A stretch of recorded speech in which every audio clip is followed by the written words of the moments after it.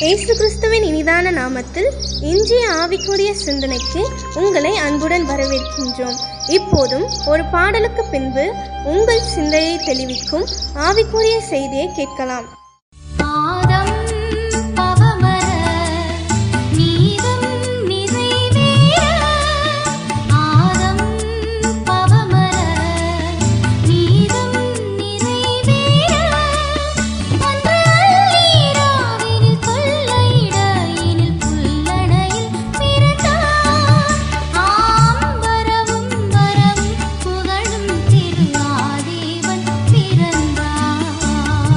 நமக்கு ஆலோசனைகளை கொடுத்து அற்புதமாய் நடத்துகிற இயேசுவின் இனிதான நாமத்தினால் உங்களை வாழ்த்துகிறேன். இதனால நம்முடைய ஆவிக்குரிய சிந்தனைக்காக ஏசாயா தீர்க்கதரிசியின் புஸ்தகம் 9ஆம் அதிகாரம் 6ஆம் வசனத்தின் இயேசுவுக்கு கொடுக்கப்பட்ட இன்னொரு நாமத்தை குறித்து நாம் தியானிக்கலாம். அவருடைய நாமம் ஆலோசனை கர்த்தா. நம்முடைய ஆண்டவர் ஆலோசனையில் ஆச்சரியம் உள்ளவராம், செயல்களில் மகத்துவம் உள்ளவர் என்று வேதம் சொல்லுகிறது. ஏன் ஆலோசனை தேவை? இன்னும் வேதம் சொல்லுகிறது, ஆலோசனை இல்லாத இடத்தில் ஜனங்கள் சீர்கெட்டு போவார்கள், அழிந்து போவார்களாம். இன்னைக்கு அதுதானே தேசங்களில் குறைவு. சரியான ஆலோசனை கொடுக்கக்கூடிய ஆட்கள் இல்லை. ஆனா நம்முடைய ஆண்டவர் ஆலோசனை கர்த்தராய் இருக்கிறார். அவருடைய ஆலோசனை ஆச்சரியமாக இருக்குமாம். நாம் எதிர்பார்த்திருக்கிறதை காட்டிலும் இது எப்படிதான் சொல்லி யோசிக்கலாம், எப்படி இது செய்வது என்று சொல்லி. ஆனால் அவ்வளவு அற்புதமாய் கர்த்தர் ஆலோசனை கொடுத்த அந்த காரியங்களை தாண்டும்படியாய், தப்பும்படியாய், செய்யும்படியான பாக்கியத்தை கர்த்தர் கொடுத்து விடுவார். தாவீதின் நாட்களிலே அகிதோப்பேல் என்கிற ஒரு ஆலோசனைக்காரன் ராஜாவுக்கு இருந்தார் என்று சொல்லி வேதம் 1 நாளாகமம் 27:33 சொல்லுகிறது. ராஜாவுக்கு அவன் ஆலோசனைக்காரனா இருந்தான். அவன் ஆலோசனை அவ்வளவு அருமையாக இருக்குமாம். ஆனால் தாவீது நெருக்கப்பட்டு தன்னுடைய சொந்த மகன் அப்சலோமால் அங்கு துரத்தப்படும் பொழுது அந்த ஆலோசனைக்காரன் அப்சலோம் பக்கத்தில் போய் சேர்ந்து விட்டார். என்ன பண்ணுவது என்று தாவீதுக்கு தெரியவில்லை. அவன் கொடுக்கிற ஆலோசனை சரியாக இருக்கும் என்று சொல்லி தாவீது ஆண்டவரை நோக்கி ஒரு காரியத்தை ஏறெடுக்கிறான். ஆண்டவரே, அகித்தோப்பேலின் ஆலோசனை அபத்தமாக்கி போடும் என்று சொன்னால் அது வாய்க்காமல் போகட்டும் என்று ஜெபிக்கிறான். கர்த்தர் அந்த ஜெபத்தை கேட்டு அகித்தோப்பேலின் ஆலோசனை எடுபடாமல் போய்விடுகிறது. இதனால் அப்சலோம் தோல்வி அடைகிறார். தாவீது மீண்டும் ராஜ்யபாரத்திற்குள் திரும்புகிறார். யோசித்து பாருங்கள், ஒரு பொல்லாத ஆலோசனைகளாக இருக்கலாம், மற்ற காரியங்களாக இருக்கலாம். என் தேவன் அதை அபத்தமாக்கவும் அவரால் முடியும். உங்களுக்கு விரோதமா சதித்திட்டம் தீட்டுறாங்க, ஆலோசனை பண்றாங்க, பொல்லாத ஆலோசனைன்னு சொல்லி புலம்புறீங்களா? கவலைப்படாதுங்க.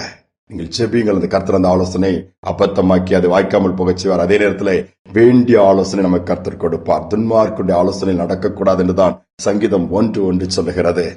இன்னும் சங்கீதம் 32:8 பார்ப்பீர்கள் என்று சொன்னால், நான் உனக்கு போதித்து நீ நடக்க வேண்டிய வழியை உனக்கு காட்டுவேன், உண்மையின் கண்ணை வைத்து உனக்கு ஆலோசனை சொல்லுவேன். ஆண்டவர் குடும்பங்களுக்கு வேண்டிய ஆலோசனை கொடுக்க விரும்புகிறார். ஆனால் கேட்க இன்னைக்கு ஆட்கள் இல்லை. அநேக குடும்பங்களுக்கு பெரியோருடைய ஆலோசனை இல்லை. பிள்ளைகள் இன்னைக்குள்ள இளைய தலைமுறைகள் அந்த ஆலோசனைக்கு செவி கொடுக்க மறுப்பதினால், இல்ல அநேக பெற்றோர்கள் பிள்ளைகளுக்கு வேண்டிய ஆலோசனை கொடுக்க தவறுவதினால் குடும்பங்கள் எல்லாம் பாதிப்புக்குள் கிடக்கிறது, சிதறடிக்கப்பட்டு கிடக்கிறது, சமாதானத்தை இழந்து போய் கிடக்கிறது.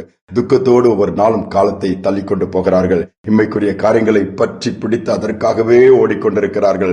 இரவும் பகலும் உழைக்கிறார்கள். ஆனால் நிம்மதியை தொலைத்து, தூக்கத்தை தொலைத்து, சந்தோஷத்தை தொலைத்து, வாழ்க்கையை தொலைத்து நிற்கிற நிலைமையில் தான் பார்க்கிறோம். சற்று நம்முடைய வாழ்க்கையை கொஞ்சம் ஆராய்ந்து பார்ப்போம். ஆலோசனையில் ஆச்சரியம் உள்ள தேவன். ஒரு அருமையான சகோதரனுக்கு அவன் நண்பர்கள் ஆலோசனை கொடுக்கிறான். நீ இங்கே இருந்து கஷ்டப்படுறிய, அருமையாக கர்த்தருக்கு பயந்த குடும்பம், ஊழியம் செய்கிற குடும்பம். அந்த தம்பிக்கு உடனே என்ன செய்வது? நீ வெளிநாட்டுக்கு புறப்பட்டு போனீங்கன்னா இவ்வளவு சம்பாத்தியம் பண்ணலாம்னு சொல்லி அனுப்பி வைக்க இவனும் போறான். தாய் படுக்கையா இருக்கும் பொழுது, மகனே நீ போக வேண்டாம், ஆண்டவர் இங்கிருந்தே நம்மளை ஆசீர்வதிக்க முடியும். அவன் கேட்கவில்லை, மீறி போனான். போன இடத்துல அவன் ஏமாற்றப்பட்டு விட்டான். அந்த கம்பெனி அவனை ஏமாற்றி விட்டது. எல்லாவற்றையும் இழந்து போய் உயிர் தப்பி தன்னுடைய சொந்த பகுதிக்கு மீண்டும் வந்தான். அது போவதற்கு அவனுக்கு பிரச்சனை. என்ன செய்வது? அவனுக்கு அவமானம், எல்லாத்தையும் இழந்து விட்டோமே, கடன் பிரச்சனை அதிகம் அல்லவா, இந்த சூழலில் தாயை எப்படி பார்ப்பேன், இதை கேட்கும்போது அவர் தாங்கிக் கொள்வார்களா? தற்கொலை நோக்கி போனவனை கர்த்தர் சந்திக்கிறார். மன்னிப்பு கேட்டு அழுகிறான். அவன் சொன்ன காரியம் இது தவறான ஆலோசனை, இதன்படி நீ செய்யக்கூடாதுன்னு சொல்வதற்கு எனக்கு ஆட்கள் இல்லைன்னு சொன்னவன் அழுகிறான். அன்று பக்கம் திரும்பின உடனே சரியான ஆலோசனை கர்த்தர் கொடுக்கிறார். அவன் வாழ்க்கை மாறுகிறது. நல்ல ஏற்ற துணை ஏற்படுத்தி கொடுத்து திருமணம், குடும்பமாய் ஆண்டவரை மகிமைப்படுத்துகிறான். நல்ல ஒரு பொசிஷன்ல இதே சொந்த இடத்து பகுதிகளை கொடுத்து உயர்த்தி ஆண்டவர் ஆசீர்வதித்திருக்கிறார். கர்த்தருடைய ஆலோசனை நிலைத்து நிற்கும். இன்னைக்கு நீங்கள் யாருடைய ஆலோசனையை கேட்டு நடக்கிறீங்க?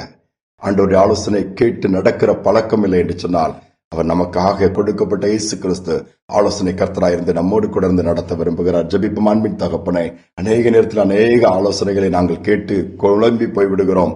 புலம்புகிறோம், வழி தப்பி போய்விடுகிறோம், பின்வாங்கி விடுகிறோம், தோற்று போய் விடுகிறோம். இந்த நாளிலும் சரியான முடிவெடுக்க முடியாமல் தவிக்கிற எவ்வளோ குடும்பங்கள் உண்டு, பிள்ளைகள் உண்டு, தனிப்பட்ட வாழ்க்கையில போராடுகிற உள்ளங்கள் உண்டு. அந்த பிள்ளைகளை நீங்க நினைத்தரலுங்க. நிறைய ஆலோசனை கர்த்தரா, நீ யோசனையில் பெரியவர் அல்லவா, நீர் உதவி செய்து இந்த நாட்களில் சரியான தீர்மானங்கள், சரியான காரியங்களை உம்மிடத்திலிருந்து பெற்றுக்கொண்டு நேர்வழியில நீ நடத்தும்படியா அந்த பிள்ளைகள் ஒவ்வொரு கீழ்ப்படுத்தும் நாமத்தை உயர்த்திபடியான பாக்கியத்தை கொடுங்க. இந்த நாள் முழுவதும் கிருபை உண்டாகட்ட, வாழ்க்கை முழுவதும் உடைய ஆலோசனைகளால் நிரப்புவீராக, நடத்துவீராக. துதிகனமை ஏற்றுக்கொள்ளும் இயேசுவின் நாமத்தில் பிதாவே, ஆமேன், ஆமேன். ஆலோசனை கொடுக்கிற ஆச்சரியமுள்ள நம்முடைய ஆண்டவர் நம்மளோடு கூட இருக்கிறார். ஆலோசனை கேட்போம், அதற்கு கீழ்ப்படிவோம், அத்தனையும் கர்த்தர் நமக்கு ஆச்சரியமாய் மாற்றிக் கொடுப்பார். சிந்தனையோடு இந்த நாளை தொடருவோம். மீண்டுமாய் நாளை தினம் சந்திப்போம். அதிசய தேவன் நீங்கதானே, ஆலோசனை கர்த்தர் நீங்கதானே. அதிசய தேவன் நீங்கதானே, ஆலோசனை கர்த்தர் நீங்கதானே. இயேசு நீங்க இருக்கையில நாங்க சோர்ந்து போவதில்லை.